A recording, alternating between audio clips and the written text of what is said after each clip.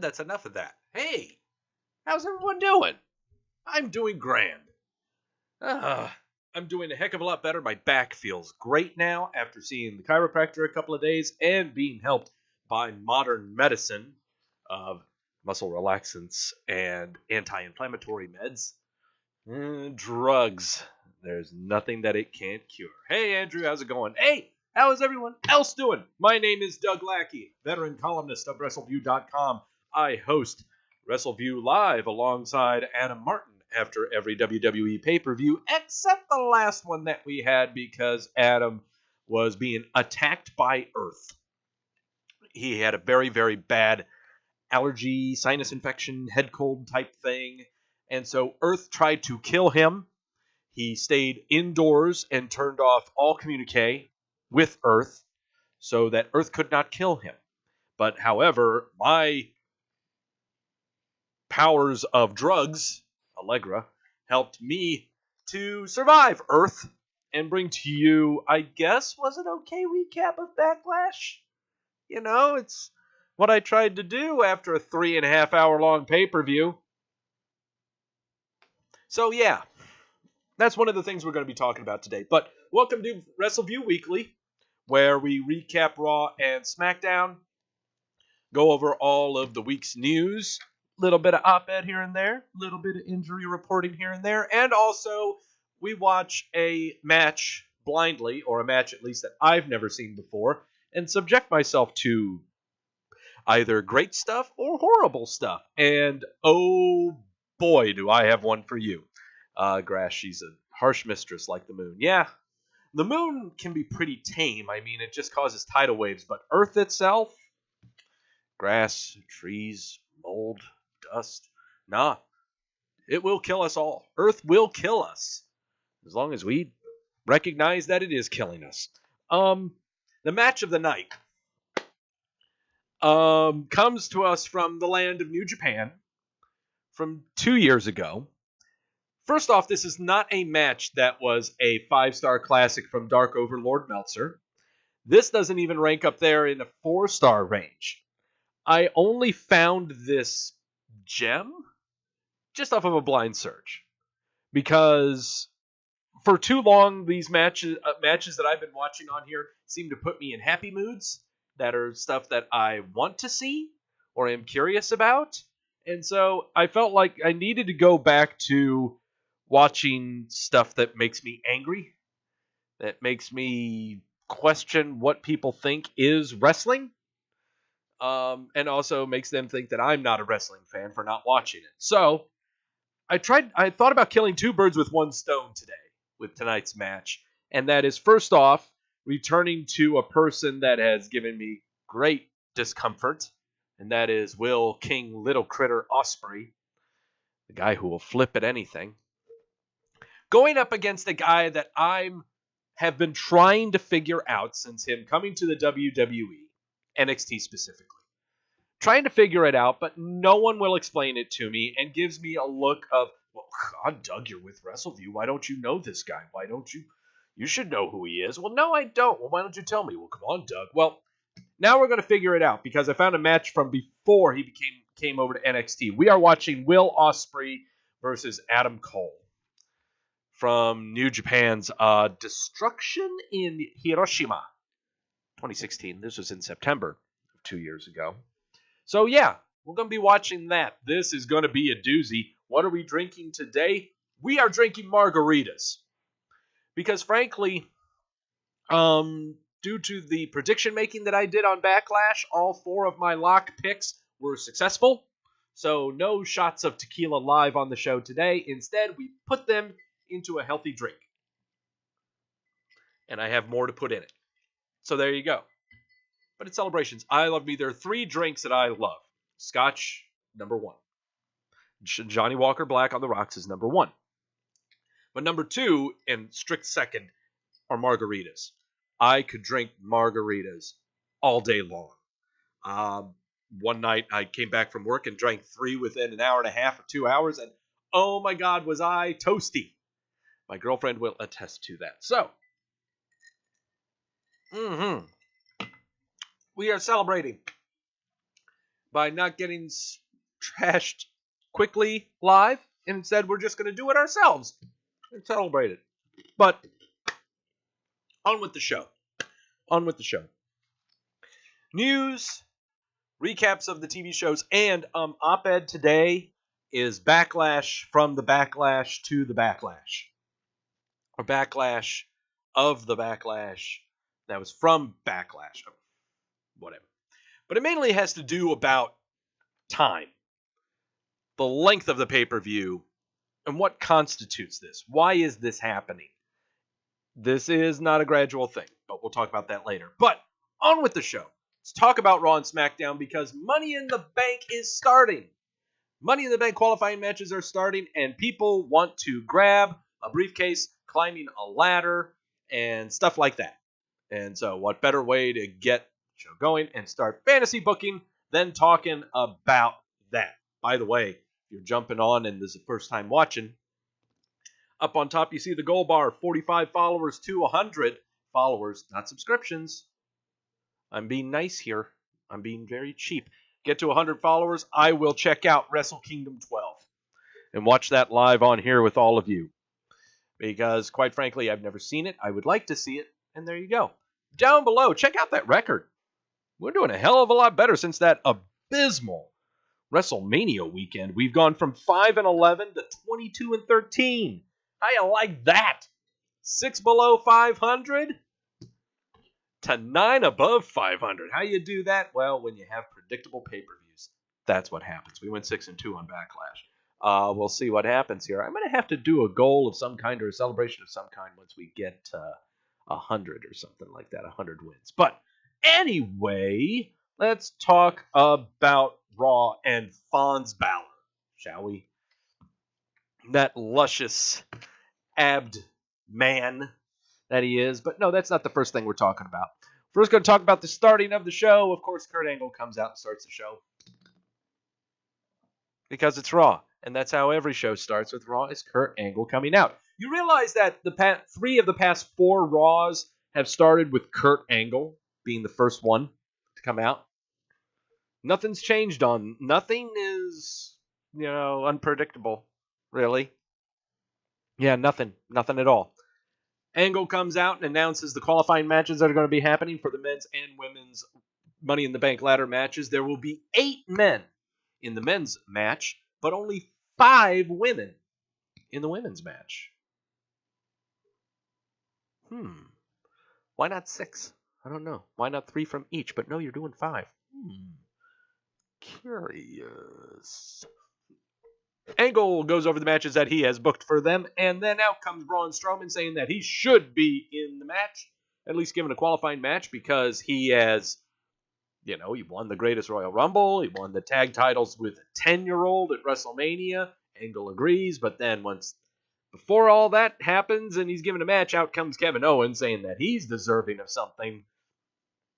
Don't know what, and Braun, of course, goes, "You're deserving to get these hands."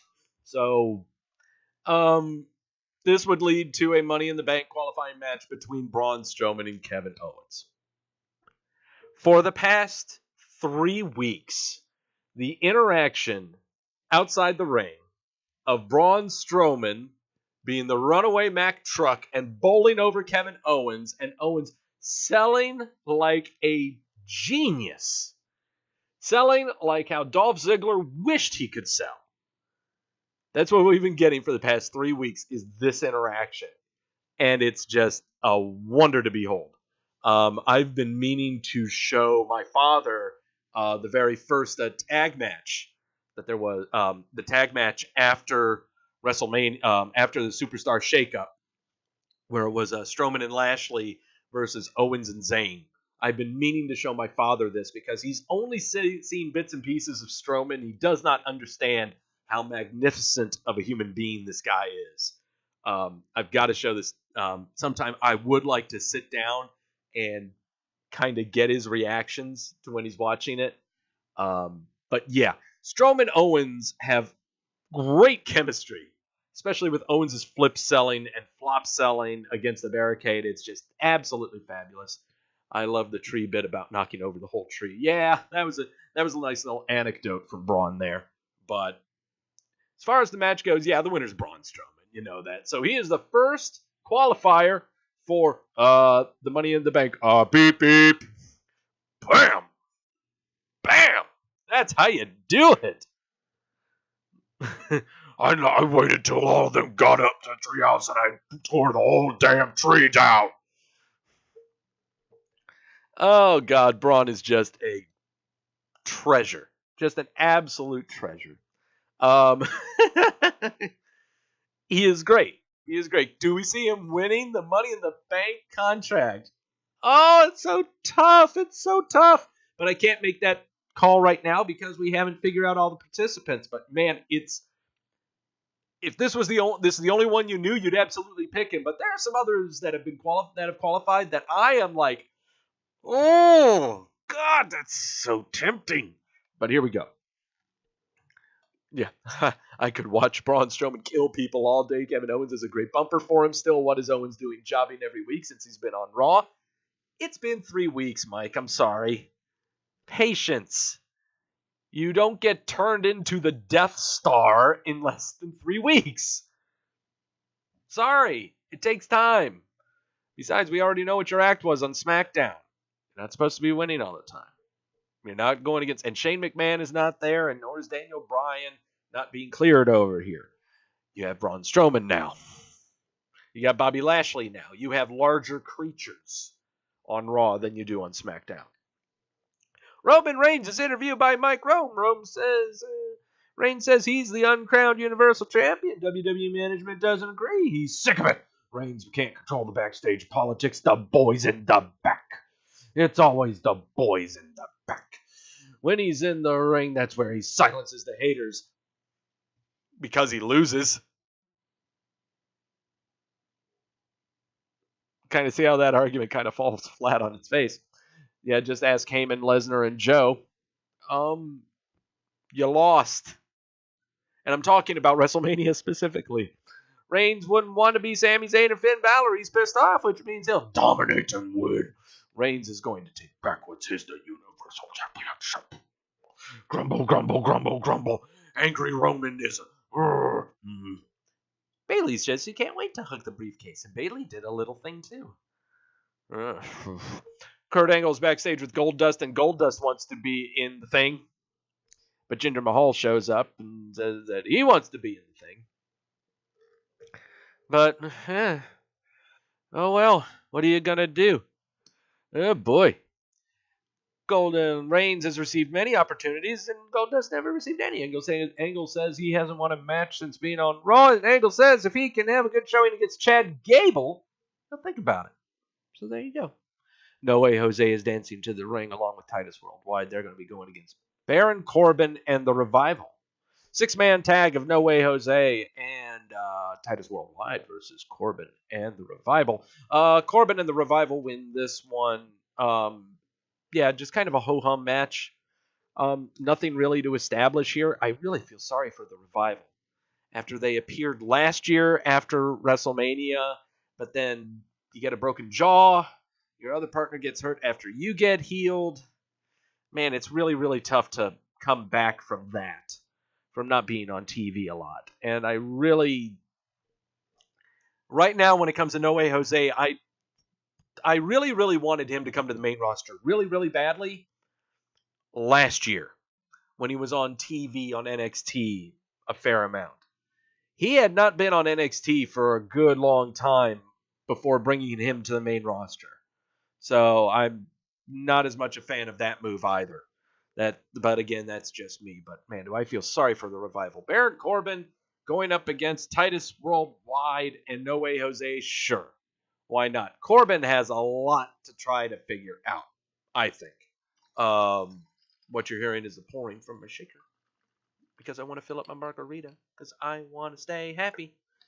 We're going to have to try to be happy. Because we're now talking about Sasha Banks, Ruby Riott, and Ember Moon. Corbin and Revival make a good trio. They do. They do kind of make a good trio. I like how the Revival can kind of be like those little kids that are like, yeah, Corbin, get him, yeah. And Corbin's like, grumble, grumble. You know. Sasha Banks, Ruby Riott, Ember Moon. Triple threat match. The match here was all about Ruby Riott. It was all to establish how Ruby Riott is supposed to be kind of a big deal now. And did a very good job at it. She did a lot of good double team, 2-on-1 moves, I guess. Really showed her stuff in this match. Very, very well. Sasha Banks, sure, I guess. But Ember Moon came over with the win, being the well put over babyface that she is, well above Sasha Banks. Any day of the week.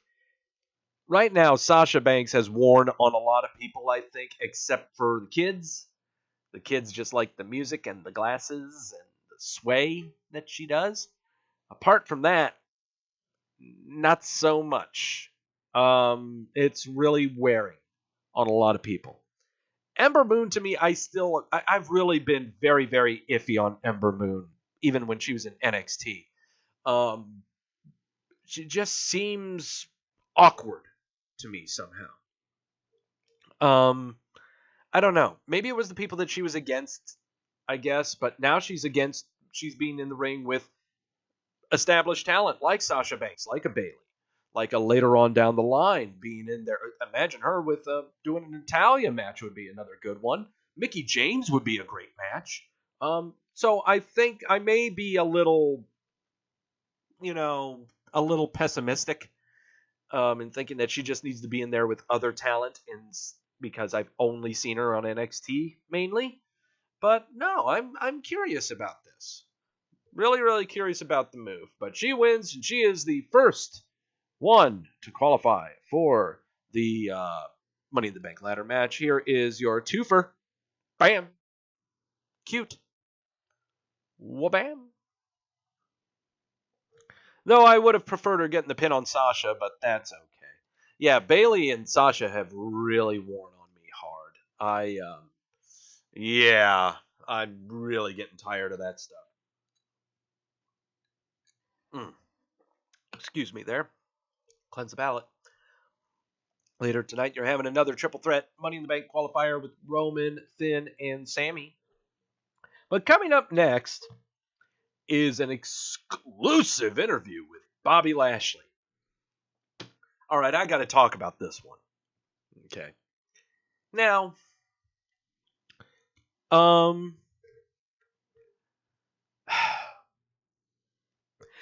we've had these kinds of interviews before. Face-to-face interviews with performers where interviewer is character, performer, superstar character. One-on-one interviews like these. Yes, we've had Kane setting JR on fire. Yes, we've had, the numerous Michael Cole interviews with Rusev and Kevin Owens and New Day and many others. But this was different.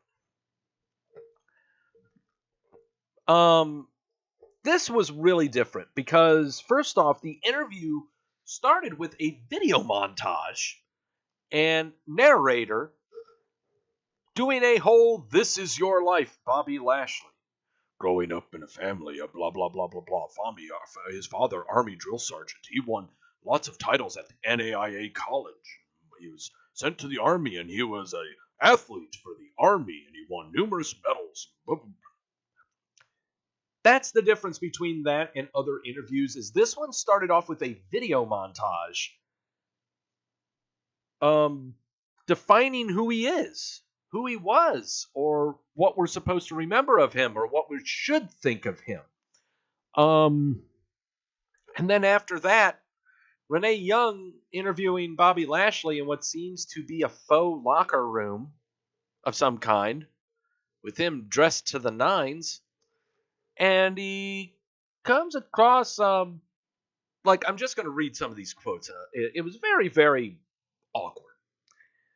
Renee asked Bobby who Bobby Lashley the man is. Lashley said that he's blessed to have a great family. That's what he's all about. Lashley talks about being close to his 3 older sisters. They used to tie him to a tree in the woods and leave him there for hours because they thought it was funny. Another one tried to kill him with a broom. His one sister used to have a security towel, and over the years it got dirty. A bully took the towel, so he found the bully and shoved the towel down his throat. His last sister was Daddy's girl. She used to carry his father's helmet everywhere. Lashley took it and shows a scar that he has from doing that. Lashley says he has an extended family with the WWE Universe, so they're going to have so much fun, and Lashley then says he loves his sisters.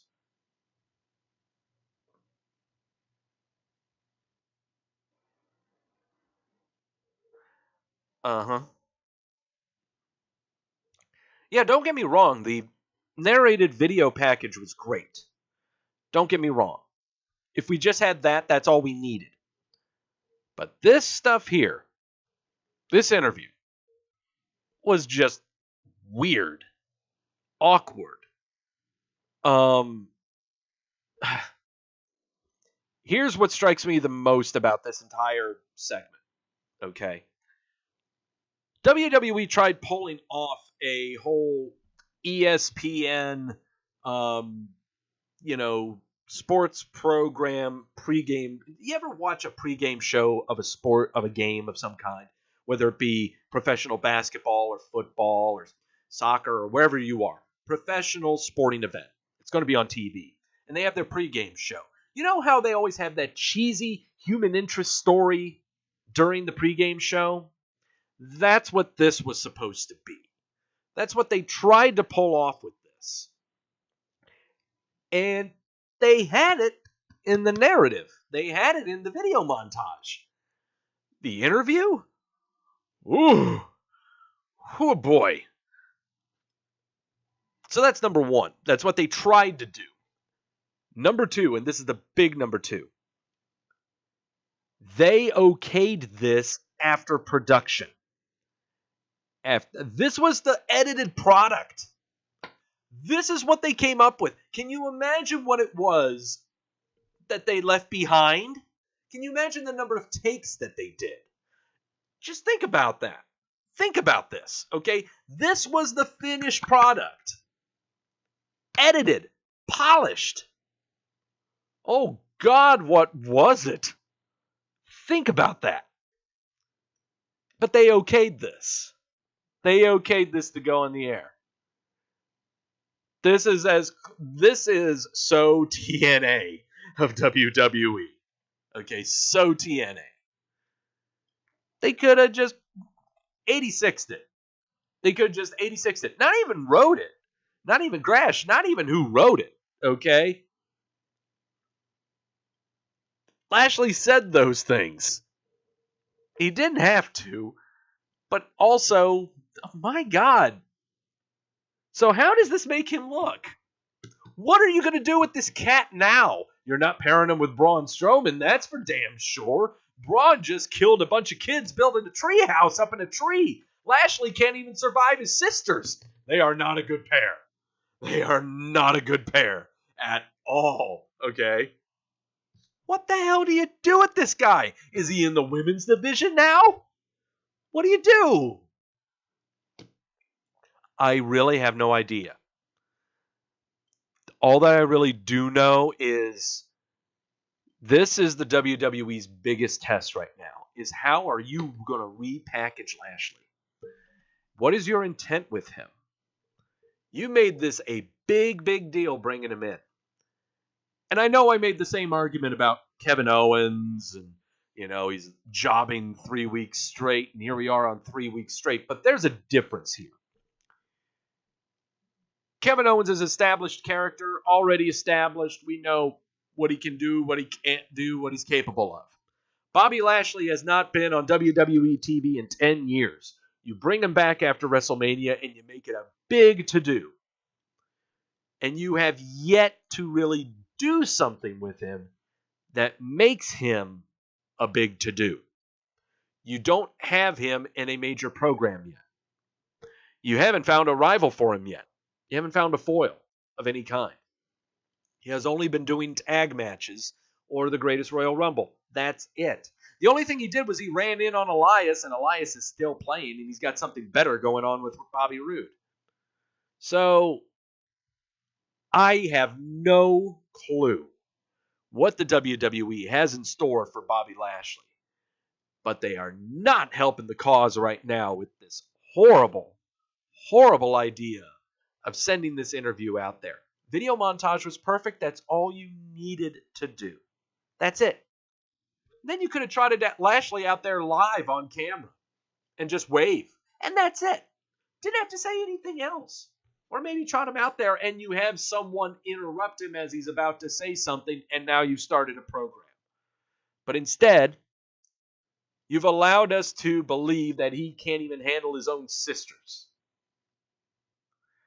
You've allowed us to believe that, man, he's just one creepy guy who loves his family. Didn't say a thing about, I don't know. Didn't say a thing about his college days. Didn't say anything about what he accomplished in the army. It was about getting the shit kicked out of by his sisters. I gotta move on. And I gotta take a sip. I gotta take a drink. Makes you want to take down 2 margaritas at the same time. Makes you want to double fist them. Bobby Lashley's family life growing up sounded twisted as hell. By the way, who scripted that promo for Ember Moon? Yeah. By the way, yeah. Ember Moon was interviewed by Charlie. Asked about being an underdog, Moon says she's over the moon. Moon says she's proved she's skill, honor, and heart. She'll rise to every challenge, and she'll take that Money in the Bank contract. Ugh. And apparently he's okay with getting tied up, too. Why aren't his sisters signed to the WWE? They sound like they can take names in the wind. Yeah, they sure do. There's your absolution. There's your riot squad. All right, enough of that. Enough of that. Sammy says there's a cloud of misery raining on the parade of Kevin Owens and himself. Parade of triumph. And Owens says he's the victim tonight, whereas Zayn has a nice little triple threat.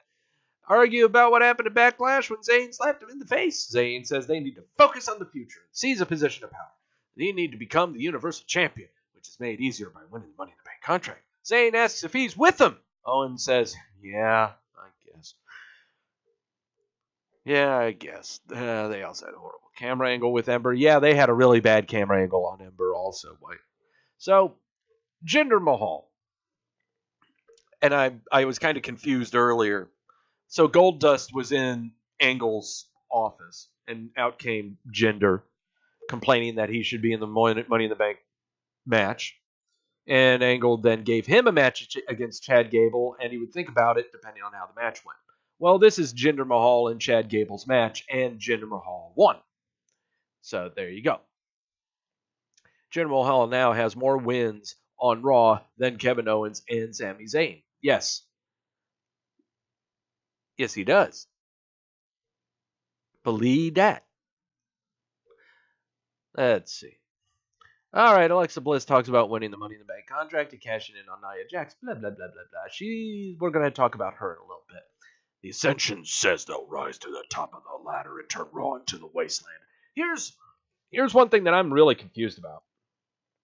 During the show, they had tag teams talking about going up the ladder and getting the briefcase.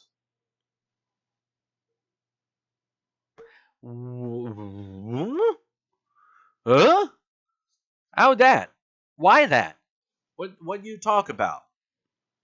Also, what's with all these people saying they're going to win Money in the Bank? Exactly, says Mike Tedesco on our Twitter feed. How many qualifying matches are there going to be? What world does the Ascension and Goldust think they're actually going to be in it?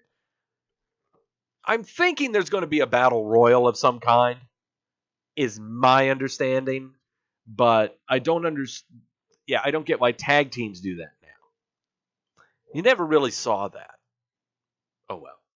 Zack Ryder is now in the office, says that he wants to be in the match, but then Jinder Mahal comes back into the office, says, what you think? I need to be in the Money in the Bank ladder match. And Kurt Angle says, the answer is no.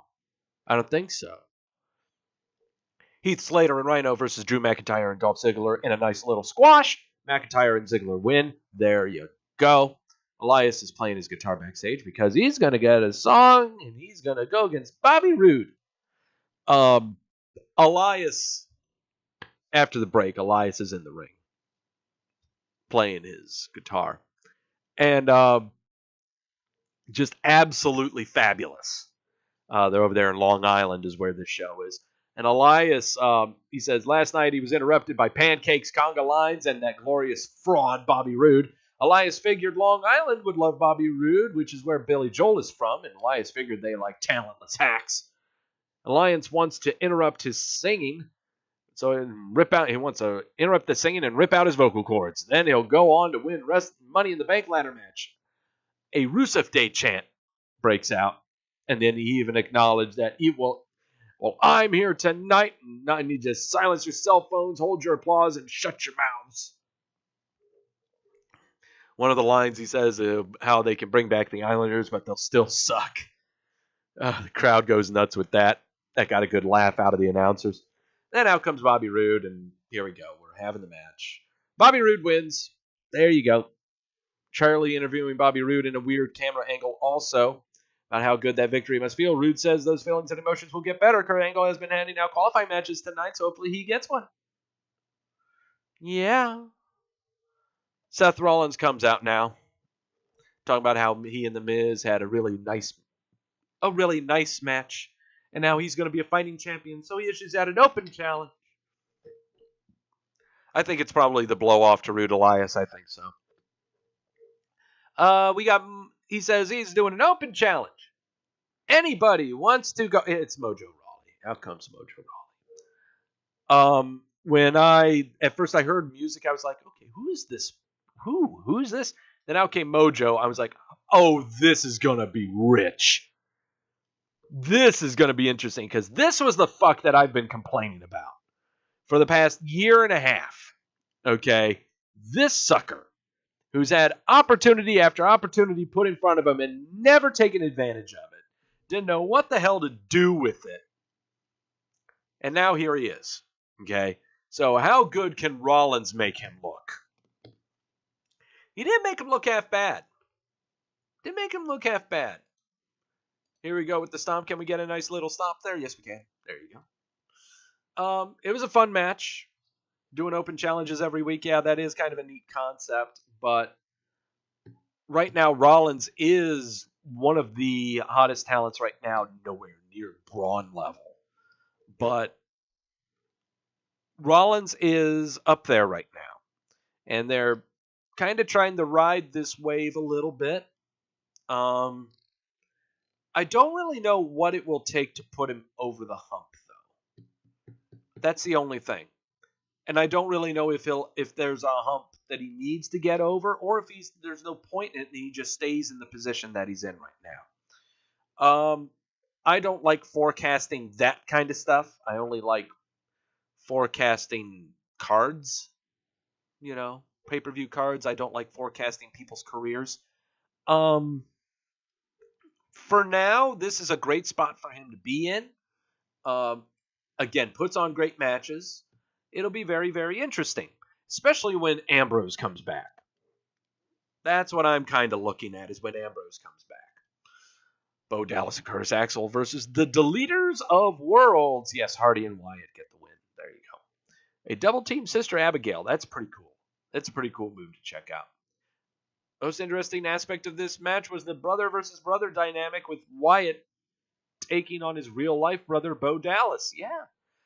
Yeah, that's kind of weird because when went to WrestleMania in Miami, WrestleMania 28, and went to WWE Access, they would have NXT performing there at Access, and one of the matches that I saw was the team of Damian Sandow and Cesaro against Bo Dallas and Husky Harris before all this stuff happened.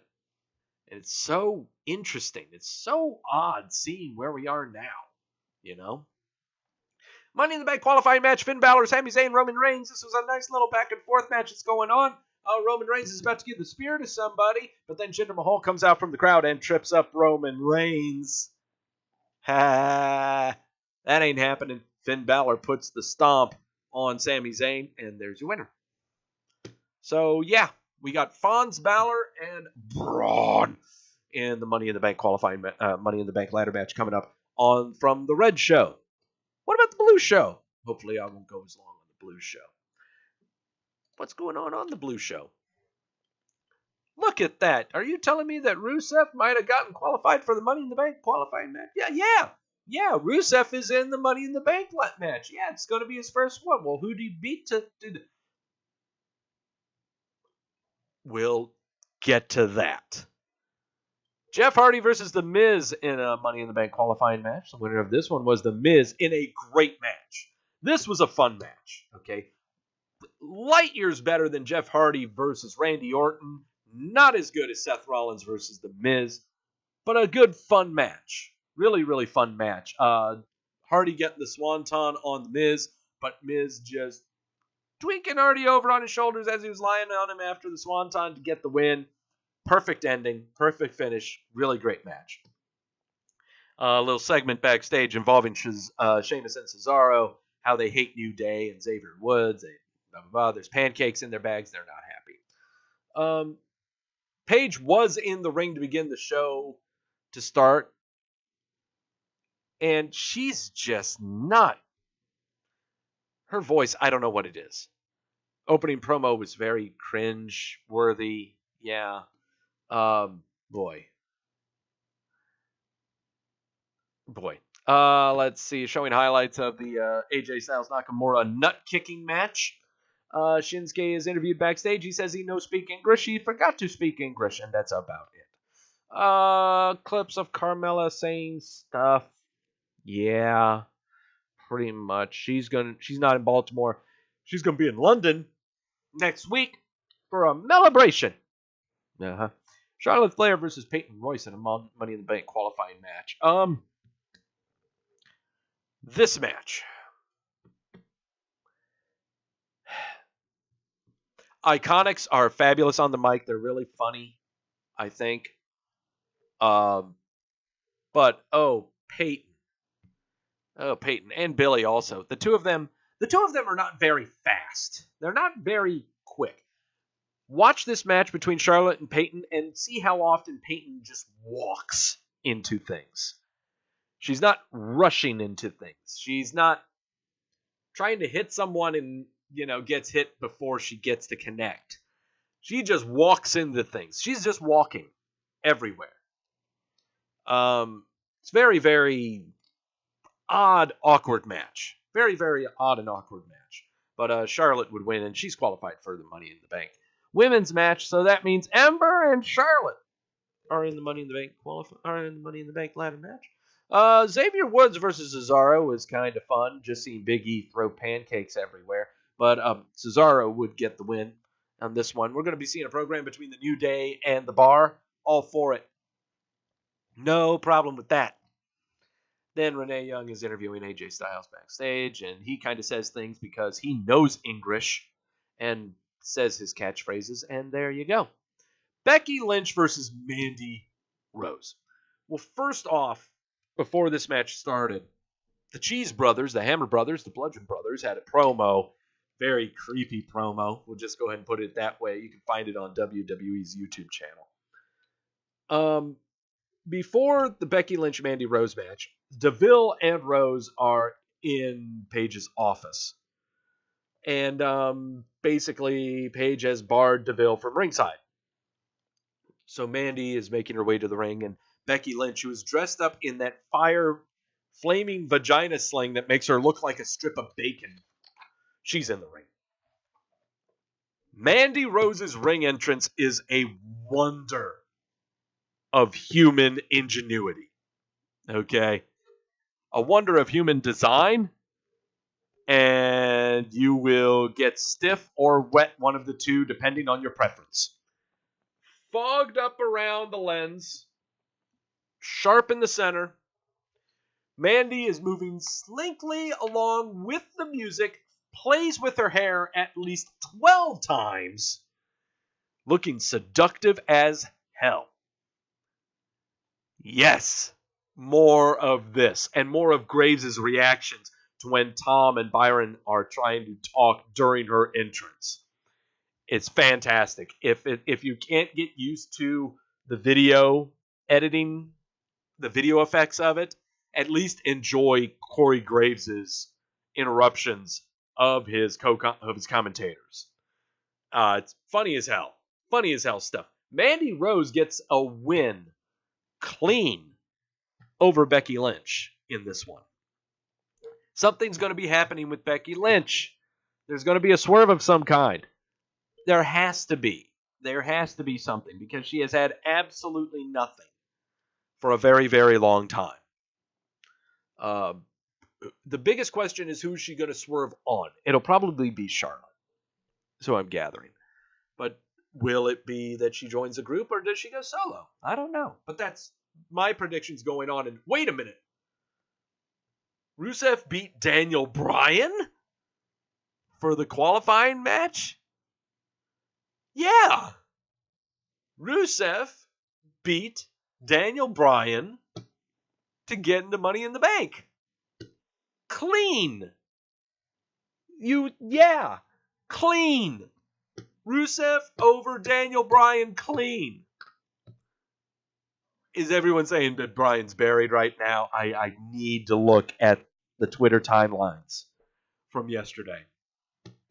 I gotta see it. I had to see it. Okay.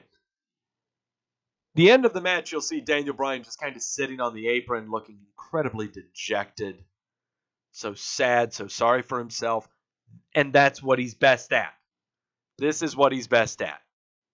The come from behind, That's what he is. He's not meant to have a contract like he did last time. He is not the internet darling anymore. The internet darling helped paint the underdog that he is. So, yeah. So that's your blue and red show. We got 4 people in the men's Money in the Bank ladder match. We've got Braun, we've got Fonz, we've got Miz, we've got Rusev. On the women's side, we got Ember and Charlotte. I said before, you can't make any predictions right now until we know who all is in the Money in the Bank ladder matches. I could easily just say Braun's winning, but oh my God, I'm very close to saying it's The Miz. I'm very close to saying it's The Miz, but we need to know who else is going to be in this match. So, is it a men's match for each brand or one for women? No, it is one men's match, one women's match. Men's match and women's match have people from both brands. Remember, they're all singing and dancing and lip-syncing a rap thing because all of the pay-per-views are co-branded now. That's what they're doing. That's what they're doing now. So, take a sip of this because, oh boy. Oh. Let's get on. Let's get back on this horse. Yeah, the bring the fight thing. Yeah, that's stupid. All right, enough of that shenanigans and tomfoolery. Let's talk about some news. Let's get on the news things. So, Hornswoggle's going to have an autobiography next year. Okie doke. Good for him. Nope, life is short and so am I. Looking back through my life to this point has been crazy, says Mr. Dylan Postal. It's just reinforced something I've always thought, which is this should never have happened. I can't tell you the amount of times I found myself backstage at a big event or on a movie set, and even this last week over in Saudi Arabia in front of 60,000 people halfway across the world from where I was born, thinking, how did this ever happen to me? It's unreal. The writer, Ross Owen Williams, also co-authored both Bob Holly's Hardcore Truth and Al Snow's autobiography that's coming up. I am really interested in this book. Also really interested in Al Snow's. Ross Williams is a very good writer. Writes some very good stuff. So I'm very, very, very, very curious about this and how it'll turn out. So yeah. Hey, look at that. It's Kane. What's he doing out there? And look at that. Oh my God, look at that. Okay, first off, yes, he is running for mayor of Knox County in Tennessee. Look at that placard. Look at that sign. You think that he's not living up to this Kane thing? Look at him. You got the fucking flame next to the C and the O. That's amazing. Glenn Jacobs was leading by 17 votes after all precincts have turned in results on last Tuesday night. The new count, including all provisional ballots, puts him ahead by 24 votes. He has the Republican nomination. He will face Democrat Linda Haney this August in the general election. So, we aren't going to be seeing Kane on TV for a long time. All right.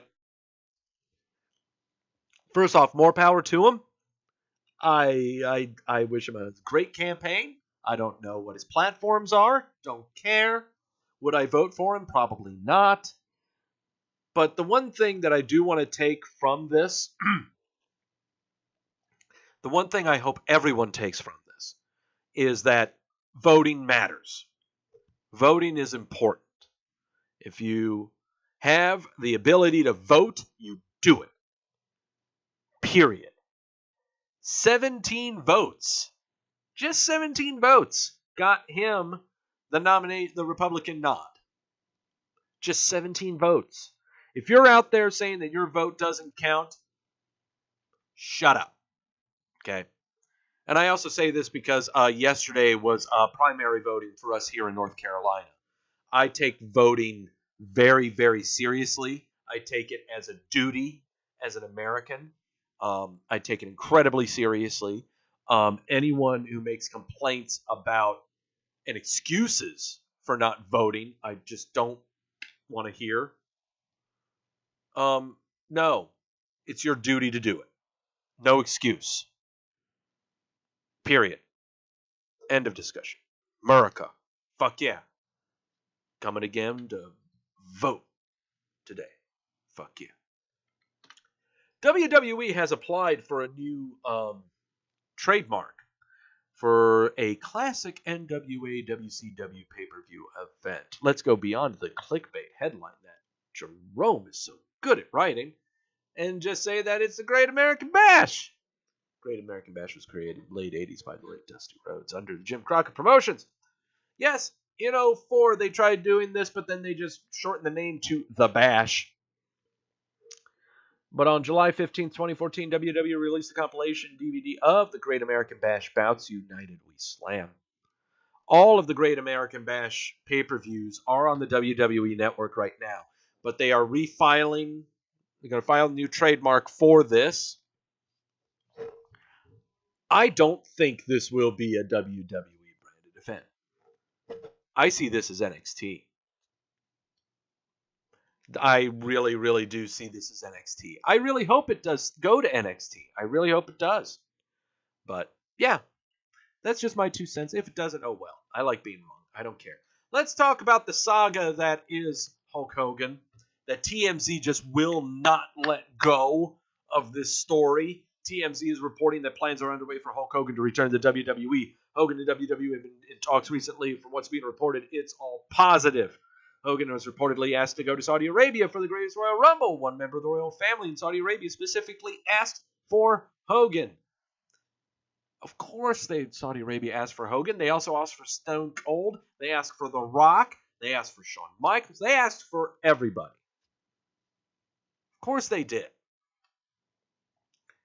TMZ also says it's almost a done deal.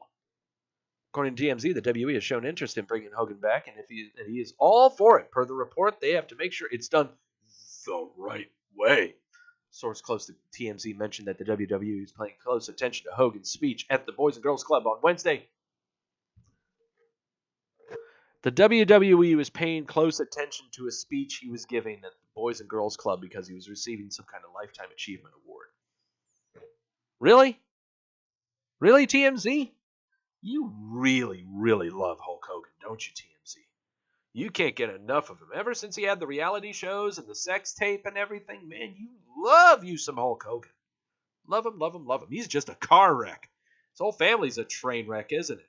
But again, WWE issues a statement on Hulk Hogan TMZ report saying, WWE applauds the work Hulk Hogan is doing with the Boys and Girls Clubs of America to turn what was a negative into a positive by helping young people learn from his mistake.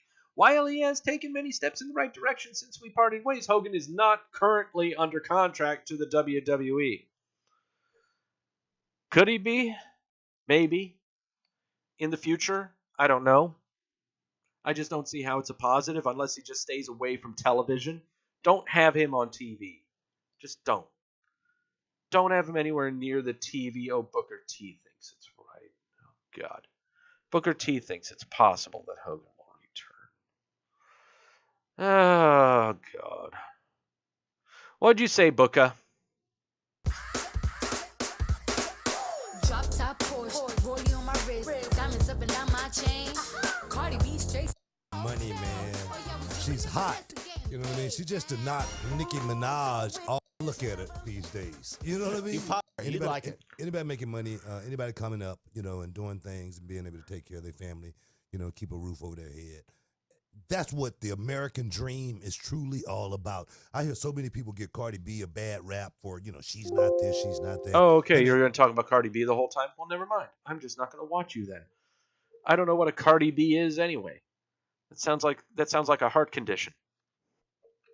Oh, well. WWE has been revealed to be a minority owner in Alpha Entertainment's relaunch of the XFL. Well, no shit. Filing states on April the 3rd, 2018, the company entered into a transaction with Alpha Entertainment, an entity controlled by Vince K. McMahon, granting Alpha rights to launch a professional football league under the name XFL. Alpha has announced that it expects that this launch will occur in early 2020. Under these agreements, WWE received, among other things, a minority equity interest in Alpha without payment by or other financial obligation on the part of WWE.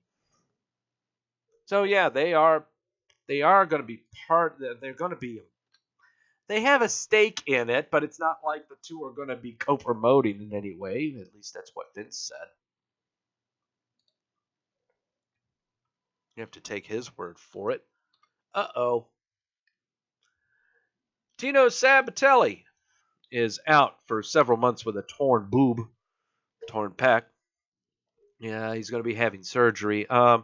He suffered this injury at a live event on April the 28th at Largo against the Velveteen Dream. Sabatelli will be out of action for several months. I already said that.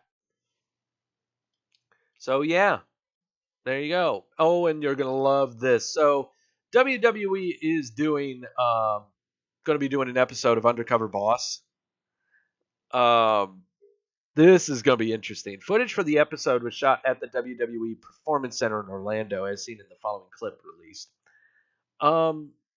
Yeah, this is going to be interesting. Friday, May 11th. Some of the most famous faces in the world. Are you serious? Are about to become unrecognizable. That's pretty good. And what they'll discover will change lives. We can do anything. I believe in you. I can't believe this. I want to see you reach your full potential. Forever. Oh my God. Including their own. You have no idea how much you've inspired me. Celebrity Undercover Boss season premiere CBS Friday, May 11th. Famous faces in the world. Are you serious? Are about to become unrecognizable. Okay. So, yeah. Inspiring. So inspiring and tear-jerking. And God, I can only stand so much inspiration. Speaking of injuries, Alexa Bliss suffered a shoulder injury during the Backlash pay-per-view last Sunday.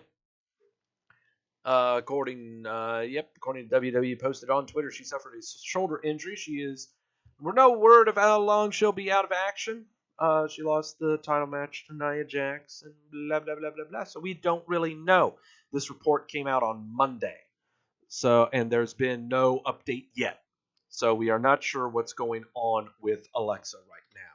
So that's two more injuries to tack up there to the board that I need to edit. But we'll do that later. Not right now, but later. Jessamine Duke and Marina Shafir are reporting to the Performance Center. And, yeah. So now it's going to be those two trying to get into the game alongside Ronda Rousey, who was nowhere to be found on Monday Night Raw. Not even mentioned. Nothing involving her at all. Nothing. I'm saying this with a smile. Nothing. Because man, oh man, this ain't good. This is not good. But anyway, Duke and Shafir have arrived at the Performance Center. See what happens there. Sure, you think that they're going to come in with Baszler and Rousey? Sure, whatever. Go right ahead. It's a WWE.com article saying that they're appearing. And the horsewomen face... Oh, whatever. Whatever. I mean, it's really, really cute. That's really, really nice. But who knows? Who the hell knows? Right now, we don't even know how good Rousey is yet. She's only had one match, and that was at WrestleMania. Stop it. Kevin Owens reveals he's signed a new 5-year deal with the WWE, and that's all I got to say about that. That's all we got to say about that. Carmella sending a message to the trolls, but my big thing is Jonathan Coachman is going to be missing Raw.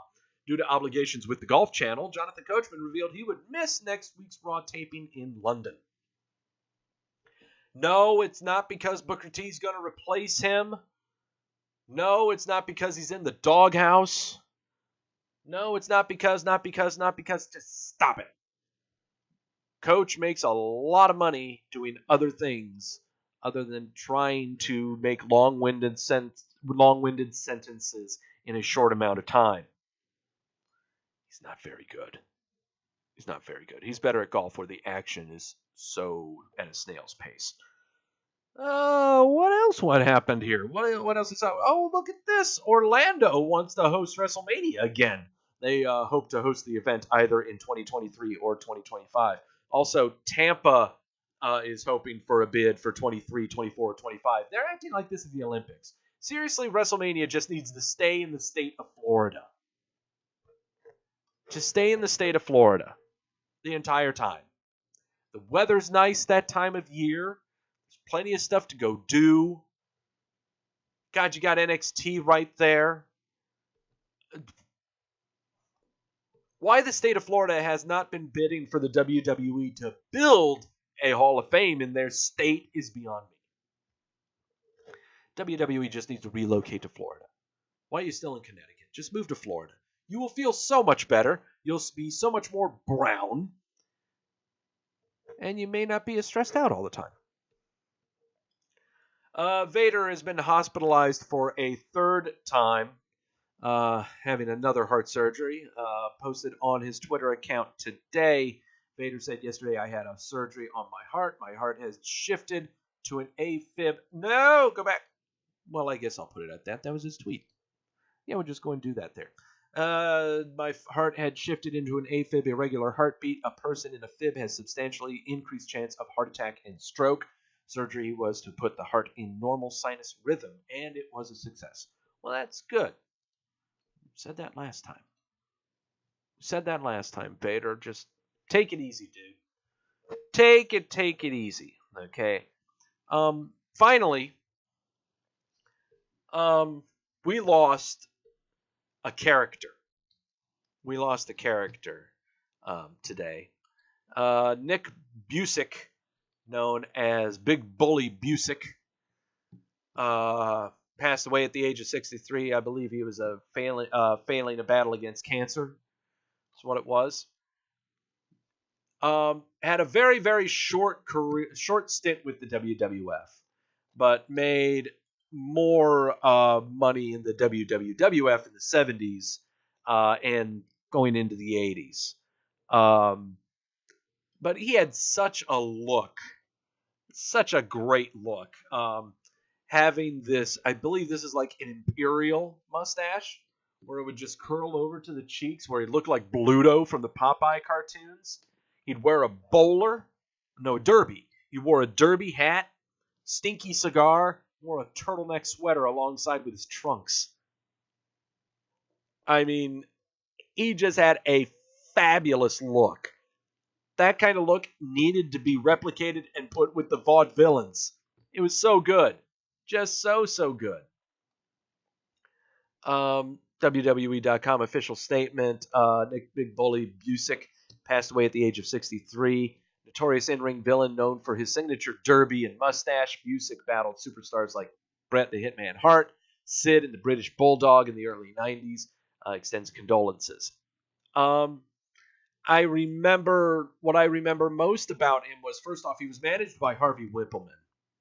And I remember maybe 2 or 3 matches of his.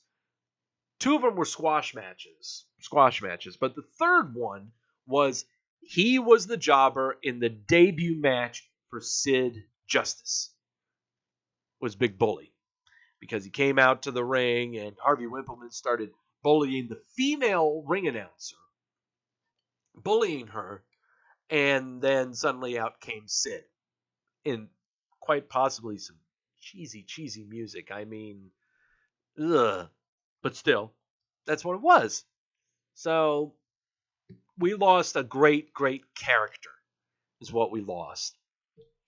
How good was he on the mic? Oh, I don't know. We're not going to analyze any of that. We're just going to miss this guy. Because you don't get performers like this to where it's purely dressing up, and carrying on an act. You don't find that often anymore. Everyone just has their normal name is all they have. They're either a Adam Cole or a Kevin Owens or a Sami Zayn or an AJ Styles, or, it's never Big Bully Busick. Oh, man. He's just a great guy. Just great. Big Bully Busick. Look at him. He also played a Russian. Before taking the bully gimmick, he played a Russian. And by God, he looks Russian to me. So, yeah. Anyone who plays a Russian is okay by my book. Oh, God. How horrible am I? But there you go. That's the news for the week. Take a sip. Or a gulp, whatever your definition is.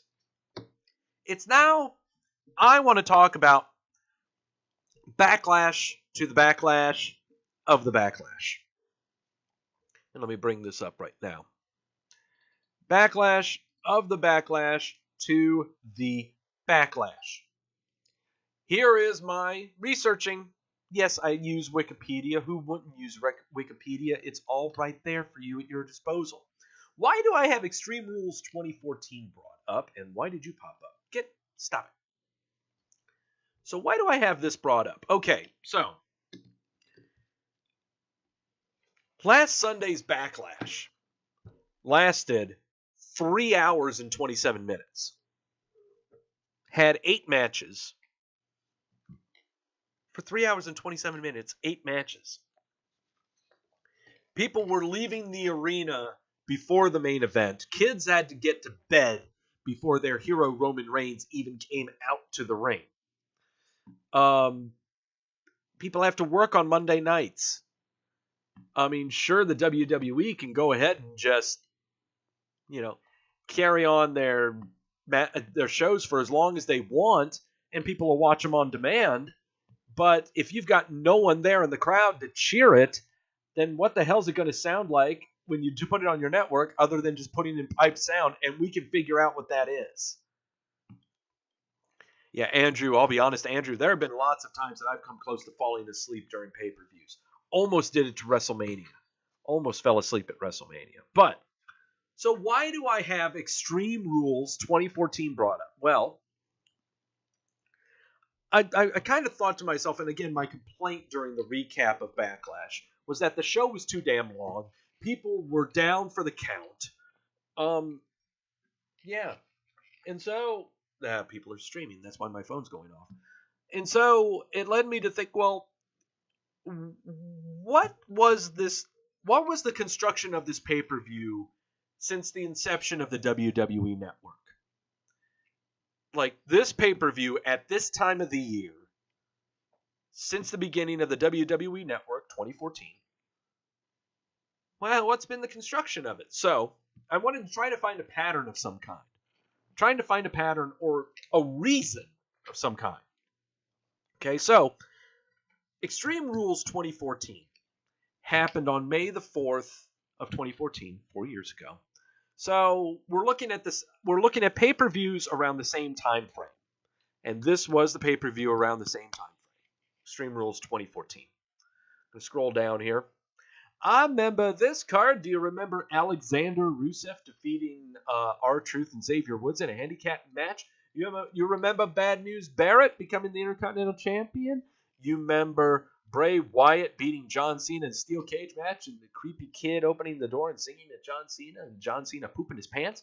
Do you remember Daniel Bryan being the WWE champ and defeated Kane in an Extreme Rules match? Yeah, these are all the matches that happened.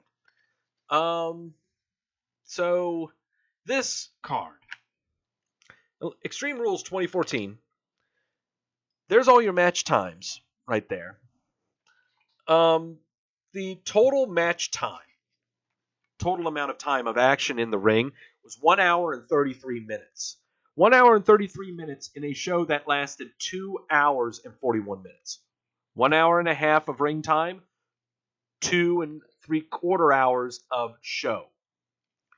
Andrew, when I was leaving SmackDown once, the Cruiserweights were next, and this guy who was leaving with his kid said he was glad his son didn't want to stay, but that's a whole other deal, not like the pay-per-view. That's correct. That's a whole different thing. Extreme Rules 2014, hour and a half of match time, 2 hour, 40 minutes of showtime. Think about that. There's an hour and 10 minutes on this pay-per-view that are either entrances, that are reactions to the end of the match, that are commercials, interviews, the introduction to the show, the ending of the show. Yeah. So bear that in mind, okay? But also I want you to look at these match times. We've got 2 matches here that are above 20 minutes in Wyatt Cena and Daniel Bryan Kane. One match that almost got to 20 minutes being a 6-man tag of the Shield versus Evolution. I can't remember if this was the Blue Tista match. Let me see if I can scroll up here. I'm sure they will definitely say that it was. No, this was not the Blue Tista match. But yeah, you had 3 matches that were near or above 20 minutes. Everything else was, apart from this triple threat elimination match involving Cesaro, RVD, and Swagger, it was under 10. So yeah, so that's Extreme Rules 2014. Hour and a half to 240. Got to remember that. I've got them written down in case we forget here. In 2015, the pay-per-view that would come up around this time was Payback. Payback 2015 occurred on May 17th of 2015. So about, a week, a couple weeks later, around about the same time frame. We are not counting King of the Ring of 2015. That was not a pay-per-view. That was a WWE live event. There were not enough matches for that there were no championship matches or anything to constitute it. So Payback 2015. 7-match card, just like Extreme Rules 2014. 7-match card. So what do you remember from this card? Do you remember the New Day going against Cesaro and Tyson Kidd in a 2 out of 3 falls match for the WWE titles? Do you remember Cena versus Rusev in the I Quit match for the U.S. title? That was a good one. Do you remember, do you remember Seth Rollins defeating Orton, Ambrose, and Reigns in a fatal 4-way? Had Rollins lost the title, Kane would be fired from being director of operations. Do you remember any of that stuff? Sheamus defeated Dolph Ziggler in a singles match that started the card. Do you know why they had the match? I can't remember that. Bray Wyatt had a match against Ryback that lasted 10.5 minutes.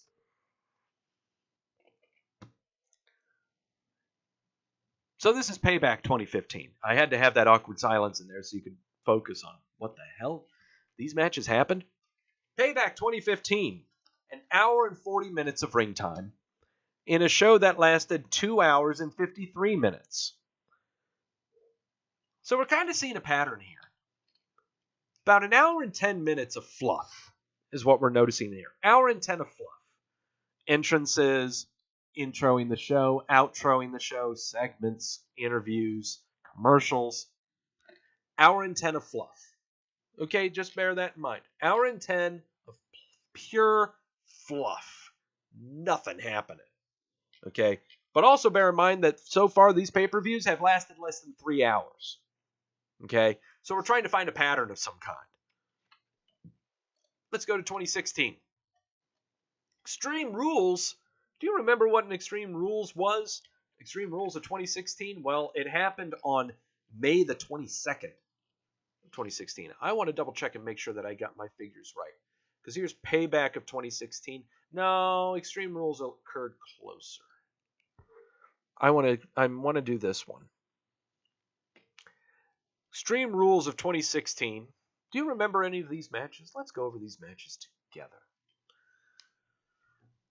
Gallows and Anderson defeated the Usos in some kind of tornado tag match. That's the only rule that they could come up with for that. Rusev defeated Kalisto in a singles match for the U.S. title. Second title reign for Rusev. New Day defeated the Vaudevillains for the tag titles. The Miz defeated Cesaro, Kevin Owens, and Sami Zayn in a fatal 4-way for the Intercontinental title. Ambrose defeated Jericho in the Asylum match. You remember now? I remember. Roman Reigns defeated AJ Styles in an Extreme Rules match for the World Heavyweight title. which I thought was completely unwarranted and way too soon. Way too soon. But, so there's your card for Extreme Rules 2016. Hour and 40 of match time, 2 hours and 53-minute show. Same thing as happened with Payback of last year. Hour and 10 of fluff. Hour and 40 of matches. There you go. We clock in at less than 3 hours on the show, and we've only got 2 matches that went over 20 minutes. Dean Ambrose and Jericho in the Asylum, Reigns and Styles for the title. One came close to 20 minutes, and that was the Fatal 4-Way for the IC title. We're still trying to find a pattern. Why is everything lasting so long on B pay-per-views? Well, let's go to Backlash of last year. Let's go to Backlash of last year, May the 21st, with an attendance of 9,800 out of the Allstate Arena in Rosemont. Ugh. Oh boy, that was bad. All right. 7 matches on the card. Only one of them lasting 20 minutes. One of them, that being Kevin Owens versus AJ Styles for the U.S. title. Jinder Mahal versus Randy Orton lasted only 15, maybe 16 minutes. Sami Zayn versus Baron Corbin was close to 15. Nakamura versus Ziggler to open the show was a little over 15. You had more 15-minute mid-length matches on this card. Then you had lower time matches. That's something that we can notice right now. We had a lot more matches that were hovering around the 15-minute mark than anything else. Go back to Extreme Rules of 2016. 8 minutes. 9 minutes. 6 minutes. Under 10 minutes. Only 2 matches that are going the distance, but others are lasting longer. And so we're seeing right here with match lengths, the matches are getting longer.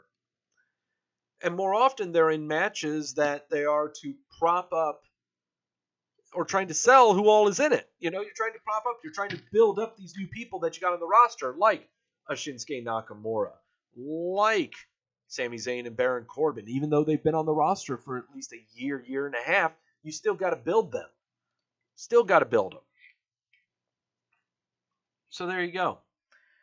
2017 Backlash of 2017. What were those strats? Hour and 35 of match time. 2:49 for the show. An hour and 10 of fluff. But we still had the same amount of match time. But now we're seeing an evening out of match times. We are not seeing a humongous gap between the undercard and the main event. It's getting broadened. Okay? It's as if the wage gap of match times is being eliminated now. We are now creating a middle class. We're creating a middle class of our pay-per-view card instead of having a 1% main event and a 99% lower class. Okay, that's the best analogy that I can come up with here. So, this is where it begins, was last year. So how did it look this year? With match times, show length, how did this happen?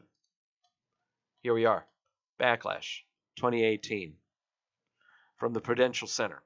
14 over 14K showing up for the show. Beg pardon me. For one, this card had 8 matches and not 7. Of the other pay-per-views that I've listed, there were only 7 matches. This one had 8. That does make a difference, especially when they are eliminating this gap in match times between their lower class and upper class. So, what do we got here? Match times. Let's look at these match lengths. 20 minutes on The Miz and Rollins from Sunday. 21 minutes out of AJ and Nakamura that was in the nut-kicking contest. 18 minutes in the final in your main event between Roman and Samoa. But look at these other match times. 10 minutes on Nia Jax and Bliss. 12 minutes on Hardy, Orton. Less than 8 on Daniel Bryan and Big Cass. 9 minutes on Carmella and Charlotte Flair. Less than 9 on the tag match of Strowman and Lashley versus Owens and Zayn. Not one match was less than 6 minutes. Only 2 matches under 10?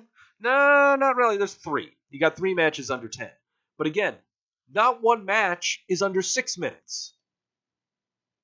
Same here with Backlash of last year. But now, Extreme Rules. Actually, I should say there are matches that are less than 7. But here, New Day, Vaudevillains, that lasted 6 in 2016. Here in 2015, 6-minute match, 7-minute match. 2014, 6-minute match, 7-minute match. 2016, 6 minutes, 8 minutes, 9 minutes. 9 from last year. And now this year, you're not seeing anything hover around the 6-minute mark. But it matters about adding that extra match. Okay, and that extra match nearing the 20-minute mark.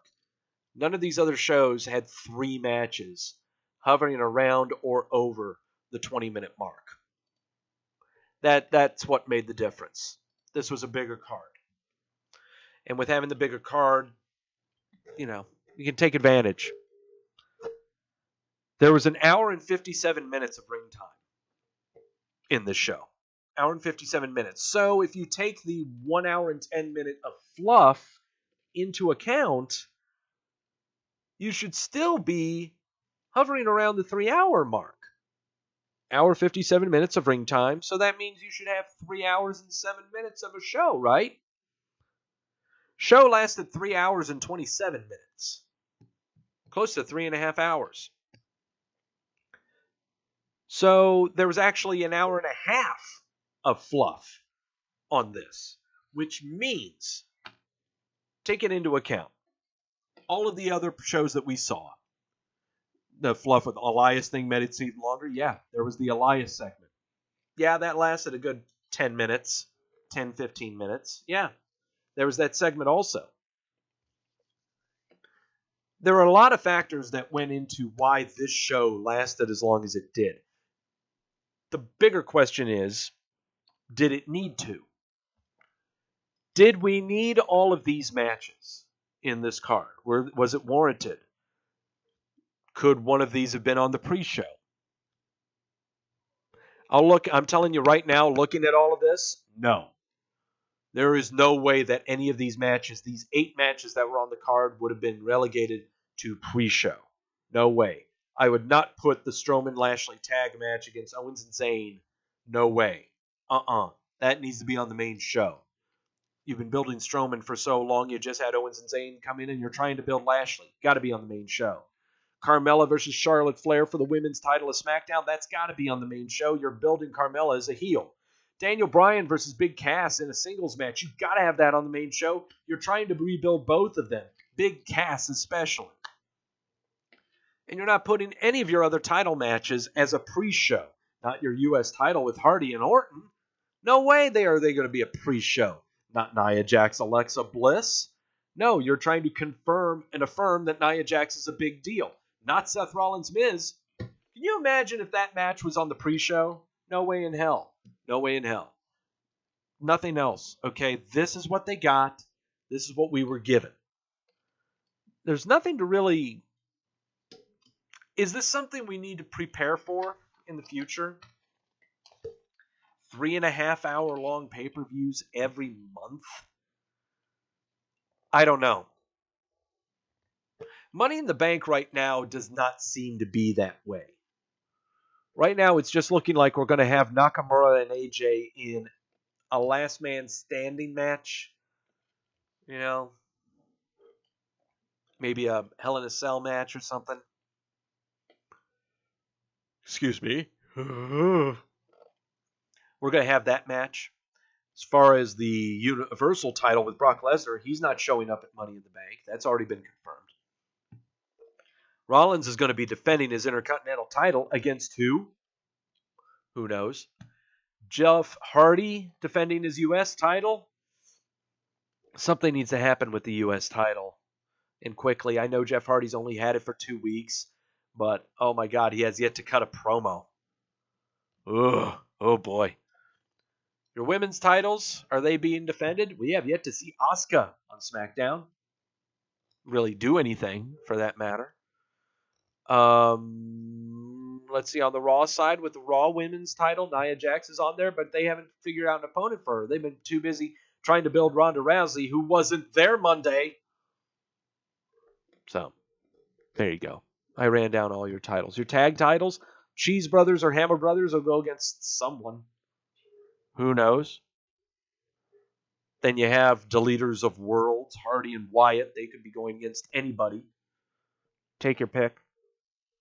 We didn't see AOP this week either. So, Money in the Bank right now, to me, looks like it's going to be another 7-match card. If it's an 8-match card, prepare yourself for 3.5 hours. Prepare yourself for 3.5 hours. I'm going to have to look back on pay-per-views that have 8 matches or more, and excluding WrestleMania, and seeing what the match lengths are, what the show lengths are, and seeing how that all correlates together. Because we really need to prepare ourselves when it comes to shows like this that last over close to 3.5 hours. Some of us work in the morning. Some of us cover this at night. Do I need to ask off for Mondays when there's a WWE pay-per-view? Probably. It's going to make a dent to my income, that's for sure. I can't afford to do that. So yeah, I thought I would go over the backlash of the backlash to the backlash from the backlash. Because, sure, I was doing a lot of bitching about it, but I just wanted to confirm, just wanted to make sure I had my numbers right and I wasn't crazy. Okay?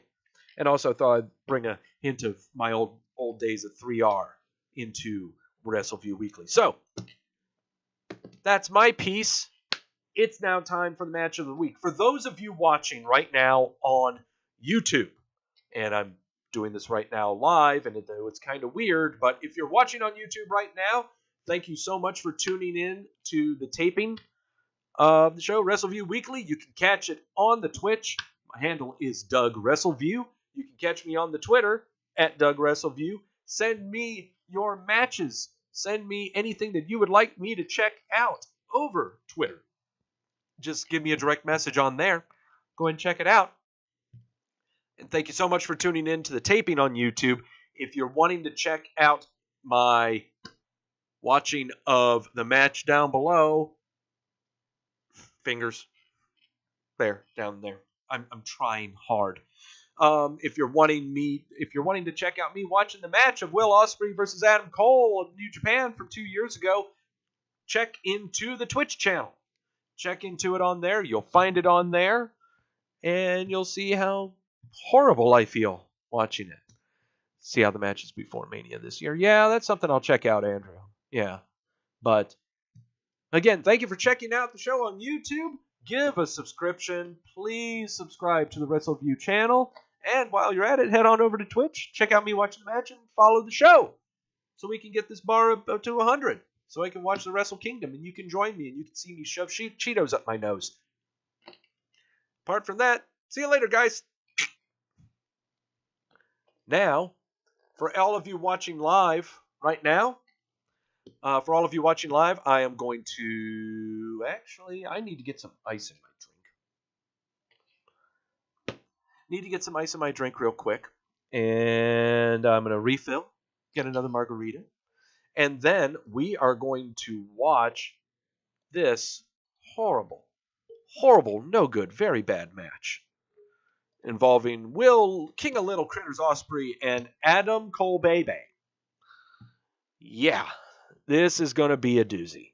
So, in the meantime, again, I'm going to go refill my drink, refresh up. You guys should do the same.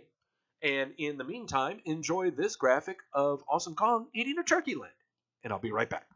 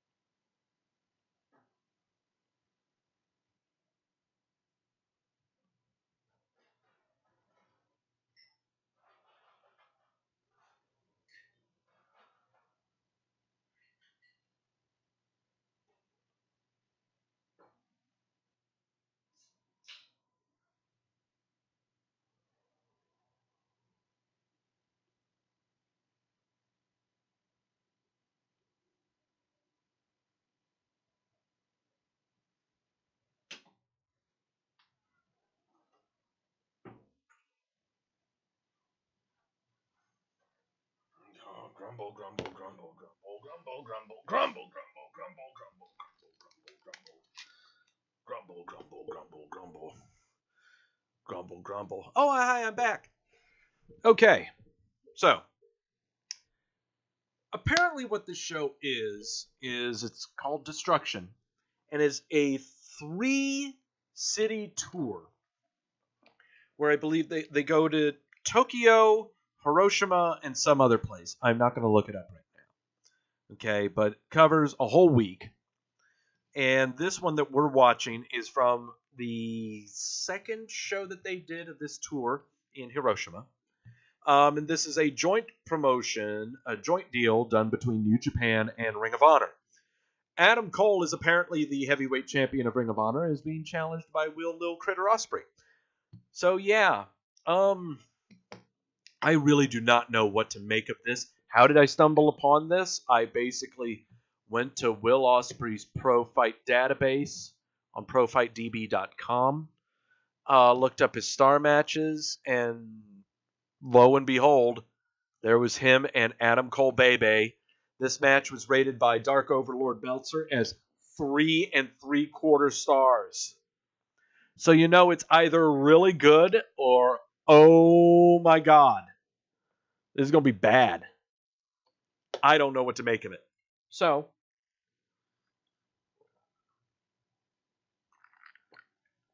we'll take our magic elixir to numb the pain. So, apparently they were okay with the name of the show. I'm sure that destruction in Japanese actually means blossom or something. I don't know. But let's not dwell on that right now. Will Ospreay, Adam Cole Bebe, 2016, New Japan Ring of Honor joint promotion. Oh God, buckle up. It's going to be a rough ride.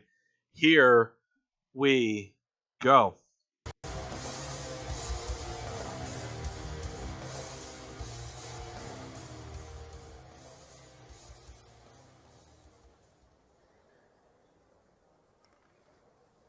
第7試合 ROH 世界選手権試合60分一本勝負を行います。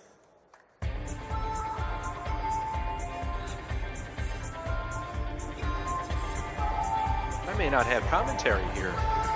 I got no problem with it.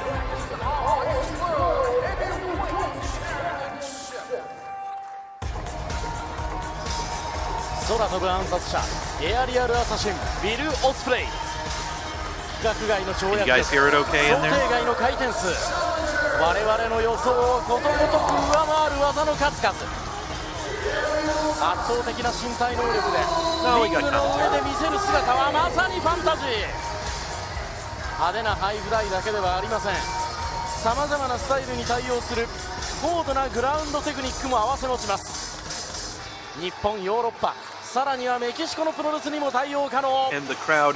まさにプロレス進化論の未来形、空飛ぶコンプリートファイターが ROH の大座取りへと向かいます。翼を広げ広島の夜空を舞うビル・オスプレイ。 I don't know why all the Bebe stuff. I don't get it.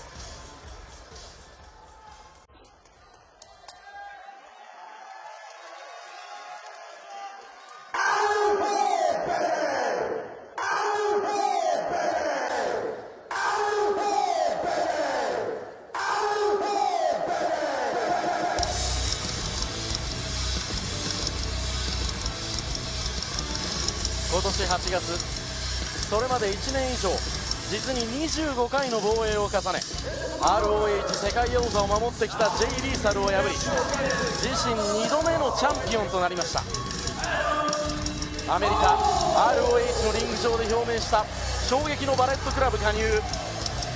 世界に広がるバレットクラブの勢いの中で新メンバーとしてさらにその勢い加速させることはできるのか。I will give Adam Cole one thing. He has a great face. I really love his face.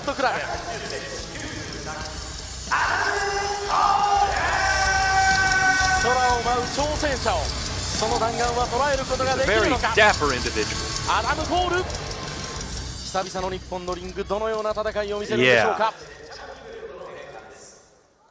Thank God they don't do that shit here. That music is atrocious. 歓声に応えるようにリング上何度もうなずく姿がありますウィル・オスプレイ、今年のベスト・オブ・ザ・スーパージュニアの覇者。じっと王者の姿を見据えます。そのオスプレイと対峙するのがアダム・コール。今年の8月 J リーサルを破り第23代 ROH 世界選手権その王座につきました。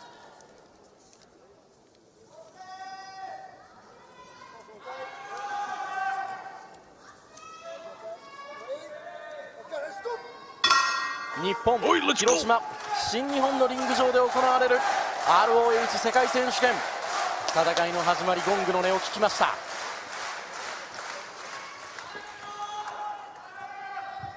まずはリングの中央、 Will Ospreay is a very milky white 叩きつけ individual. ていく。そのまま上から覆いかぶさっていくようなところ、ひらりと身を入れ替えたのはウィル・オスプレイです。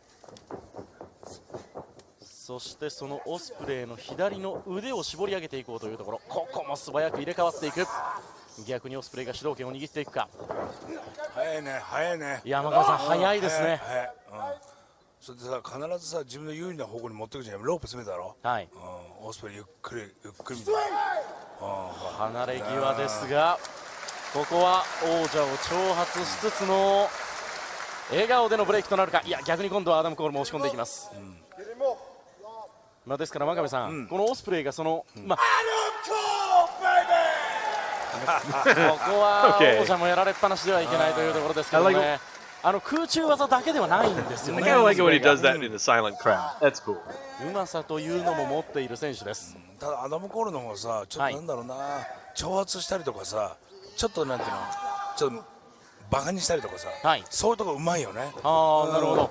だからすぐにさ、ちょっと自分のほらレスリング What the fuck is this? いや、ここはしかしウィル・オスプレイが何かそうした王者の考えを全て打ち砕くような独特のムーブから投げていきました。いや、オスプレイやり返したね。やり返しましたね。そしてリングの外、ここはハンドスプリングから1回転。金沢さん、一気に空気持っていきます。そうですね。これが天才ハイフライヤーですよね。やっぱりね、今年のスーパージュニア優勝して、やはりね、天才であることをね証明しましたよね。今ね、オスプレイものすごい売れっ子なんですよ。アメリカ、イギリス、そして日本、それであまりにもこう試合数が多すぎるんで、自分の本国であるイギリスの試合を削ってるんですよ。ああ、なるほど。それぐらい売れっ子なんですよね。もうそれだけオファーが殺到しているということですよね。もうコンディションがさすがに持たないということで。いや、ただここもこれ山崎さん、こう変形のね、まんじ固めのような形ですか。はい。ただ腕を取ってたんですよね、今もね。これランカシャスタイルですよね。いわゆるイギリスのビル・ロビンソンやカール・ゴチさんがやってたね、技ですよね。飛び技とかですね、スピードが非常に目立つんですけど、基礎も非常にしっかりしてますね。ああ、なるほど。いや、ここもひらりと回っていきます。そして青コーナー向かってくるアダム・コールを一撃。Yeah, damn right. Fuck that shit. いや、真壁さん、 Dear God.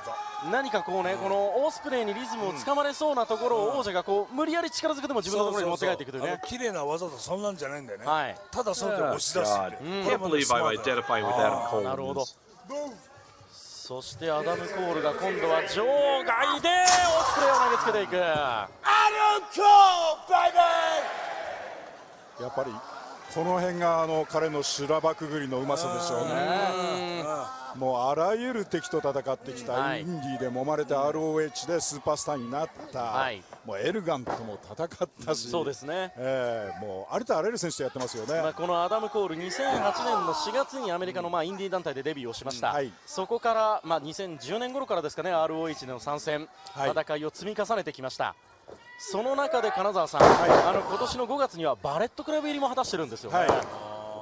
やっぱりね、彼にとってはね、新日本プロレスのリングに上がって、トップを取ることが夢なんですよ。なるほど。その時にやっぱりバレットクラブというのはもう日本だけにとどまらず、新日本から ROH そして WWE と世界にね通用するユニットになったわけじゃないですか。ですから本人はねこんなクレイジーなユニットは見たことがないと。そしてねケニー・オメガとも非常に仲がいいんですよね。ケニー・オメガのことはすごく尊敬してるし、彼が成功したのでやっぱり俺はバレットクラブに入りたいということで合体したんですよね。まあですからそのバレットクラブ入りを果たした中でここも強烈なバックエルボー。うまいよね。うまいですか。こういうところで動き止めるやん。はい。これ完璧だよね。強烈なバックエルボーをオスプレイの顔面に見舞っていきました。そしてニュートラルコーナーに打ち付けていきます。I'd never see Ospreay coming to the WWE. Never. God no. Just like the Young Bucks, they will never see WWE. They are atrocious. The reprogramming. Oh God. ですからパワーでありスピードであり、そのバネの部分であったり非常にバランスが取れているような印象ありますよね。本当にそう思うよ。そしてさっきのねロープへ振ってのバックエルボーも非常にロープの近くで放つんですね。相手が体勢作る前に当てる。Because right now you can kind of see in this match right now why Adam Cole was ready for WWE. The pacing. You know, just the pacing of this. It's easy to follow. 王者の戦いぶりを見せていますアダム・コール。それに対してオスプレイの反撃。腹部への打撃、さらにはエルボー。しかし蹴りを一発見舞っていきますアダム・コール。ニュートラルコーナーに振ったところ返ってきた。オスプレイのクローズラインラリアット。いいね。ですから山崎さん、ベスト・オブ・ザ・スーパージュニアの中でもこのオスプレイの戦いぶり際立つものがありましたよね。本当にびっくりしましたけどね、今日の戦い見ててこの人結構気が強いなっていうところもね、試合の中で随所に見えますね。なるほど。簡単にそのアダム・コールのペースに巻き込まれないぞというね。そうですね。ものすごいハンドスプリングで帰ってきたところから1回転します。今山崎さんカウンター入ったよね。自分の見せ方でアピールしていく。そして青コーナーのコールに向かっていくところ、ここは跳ね上げたアダム・コール、逆に頭部に蹴りを見舞っていきました。そしてスワンダイブ、トップロープから飛んでくる、かわしたアダム・コール。ここは蹴りで迎撃です。逆にしかしオスプレイもこれはすごい。今最後ひねりながら頭を捉えていきました。トップスキルシザズですね。飛びます。どんな飛び方。そして場外野。 There he is doing that shit again that caused the nose to bust his face. わけわかんないよこいつら。He really needs to stop that. これはもう真壁さん思わず言葉に出ました。わけわかんないですか。わけわかんない。すげえな。これ側転してから1回転そのまま、爆中のような形で飛び越えていくというね。でこのリングの上から落差がありますんで、あれだけきっちりね着地自分でね不安なくするところもやっぱり天才だなと思いますね。そのままフォールですがカウントは2で返しました。真壁さん、オスプレイこれだけ堂々とした戦い見せてますが今23歳ですよ。ふざけんなよマジかよ。Way too choreographed and all the fucking posing. この先おっかないな。これはもう本当にその秘めてる可能性という部分でも今現時点での力を見るにこの先が楽しみになってきます。抱え上げたアダム・コールに対してオスプレイは肘を見舞っていく。そしてここはしかしアダム・コールがしていきました。ちなみに真壁選手は来年2月で20周年です。そう俺20周年だ。そんなこといいんだよ。ですからここもすごいバックを取って強烈に投げ飛ばしていきました。そして今のはその場飛びでのコークスクリュー。なんだ今のどうやって飛んだんだよ分かんねえよ。横回転縦回転何度回ったか分かりません。どこでどう当たって効いてるのかも分かんないな。Does Ospreay really need to be that demonstrative? それをその場飛びで見舞っていくというウィル・オスプレイ、流れの中で出していきます。 He's trying too hard. ジュニアのタイトルに関して言いますと今年は2度下に挑んで敗れてはいるんですが今オスカッター狙ったんですよね。ところがバックラッカーに返された。さらにアダム・コールが来る。これは牛殺しのような形で叩きつけていきました。そのままフォール。カウントは2で返します。今牛殺しですね。はい、アダム・コールのそのフィニッシュホールドとしてはこれラストショットというね、ブレーンバスターのような形で持ち上げてから牛殺しのように落としていくという技があります。ファイヤーマンズキャリーネックブリーカーと呼んでますけどね。I still see how Adam Cole was brought in. I mean, he wrestles very well paced. It's very well paced. He's not too demonstrative. 首狙いですよね、彼はね。逆に今度はアダム・コールが、いやしかしオスプレイも下からよく見ていました。そのまま丸め込んでいく。The hell is he trying to do? で返していきます。そして顔面への蹴り、乾いた音が響き渡りました。オスプレイが前のめりで倒れ込む。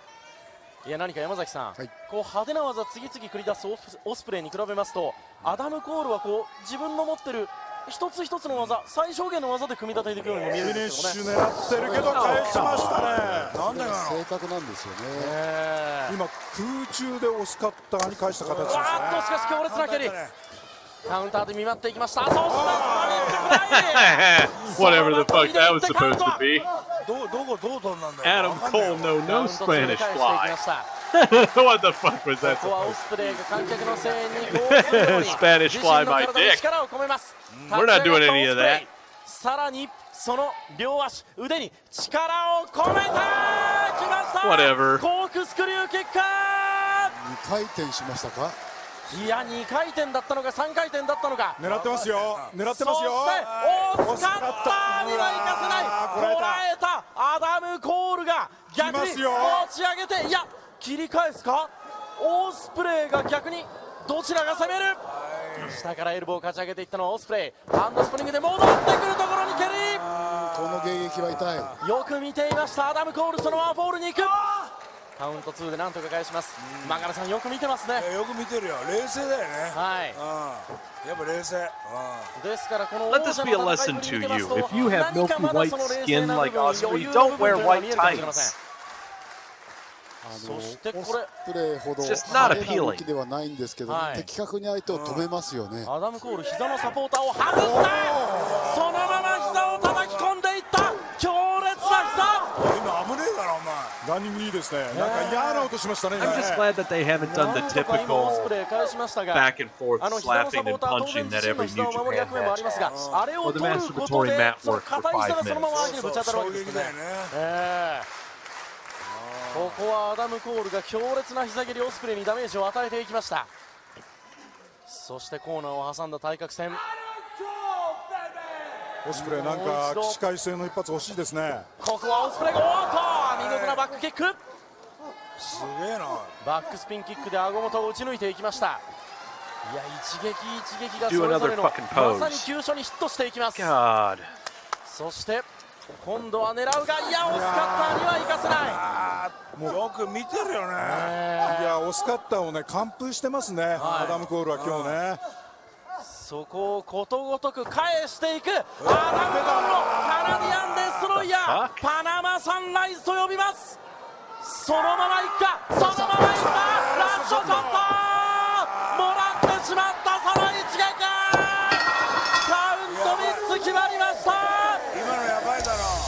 パナマサンライズからのラストショット、まさにアダム・コール王者の必勝パターンでウィル・オスプレイを退けました。いや本当にね ROH 最後の大物のね実力を見せましたよ。はい、決して派手じゃないんだよね。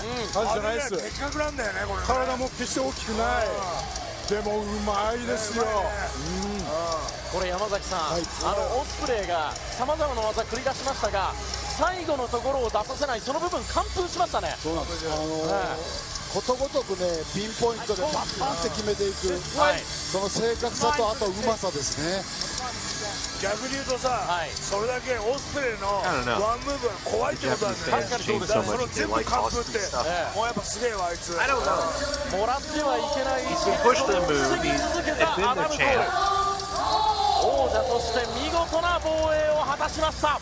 12分17秒、最後はラストショットでオスプレイを沈めています。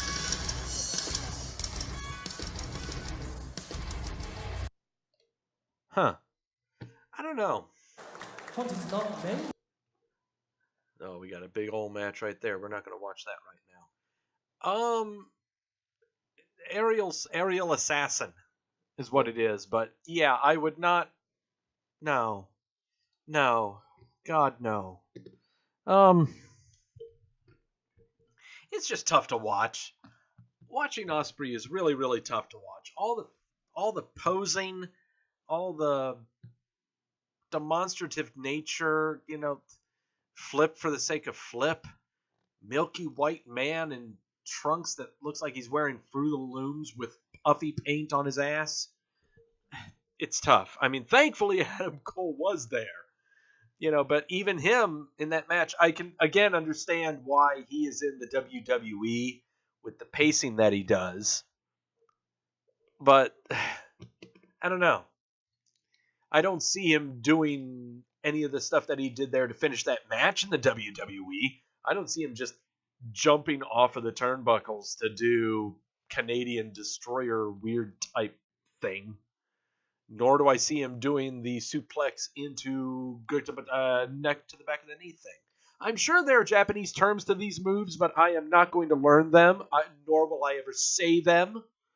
I will not reach those levels. Margaritas are hitting hard, as if that match didn't hit me hard. Damn it, I'm glad that pain is over. Oh, God. Oh. Ospreay. I need something. I don't know if I want to do another match that is horrible or not for next show. I really don't know. What should I do next show? Consult the list. There's got to be something curious to check out. There must be something curious. We already saw that one. Oh, let me see. Something old? Well, we saw something old last week, but it was really old. It was like 91. And we're here to 2016. Can I find something that's like mid-90s? That'd be fun. Something mid-90s. There's a lot of tag matches that he's got here in these 5-star ridiculousness stuff. What can we find here? Oh, look at that. Chris Benoit versus the Great Sasuke. Do we really want to go that far? It's Wild Pegasus is who it is, but it is Chris Benoit. El Samurai versus Koji Kanemoto. Gotta find something. I feel like I want to watch some Kobashi again. You know what? We'll just figure it out. We got a whole week to figure it out. Who the hell knows? Who knows? By that time, maybe New Japan will go and say, you guys aren't that bad. You can watch all of our stuff and not have to worry about it. I'm not that bad, New Japan. I'm giving you guys some leeway here. At least you're being watched. Might be judged with a truthful eye. Know that some of us here in America don't just, worship Dark Overlord Meltzer. Some of us actually just have a decent head on our shoulders and don't believe that you need to pose after every single goddamn move. Okay, enough of that. I'm getting angry. I need a cigarette. Okay, that's going to do it for the show. Thank you all so much for showing up. We'll figure out a match to watch for next week. If you've got any ideas, send them over to me. I'll be more than happy to check them out. Not check out the match itself, but see what you're suggesting. Can't do that because that'll go against the grain of what the show is about. The next pay-per-view is the Money in the Bank pay-per-view. We are going to be doing some predictions from that. We are going to be locking some picks. We probably won't be drinking any alcohol because we are perfect with locked picks. Doug is not going to be doing any heavy drinking on the show, not unless he volunteers to and is not forced to.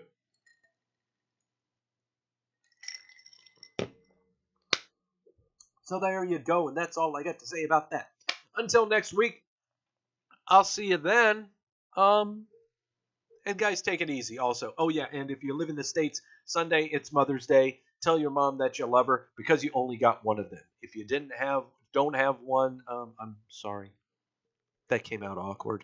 Love your mom. It's Mom Day. Treat your mother right. That's what Mr. T says. Okay, I'm rambling. Got to get this over with. See you later next week.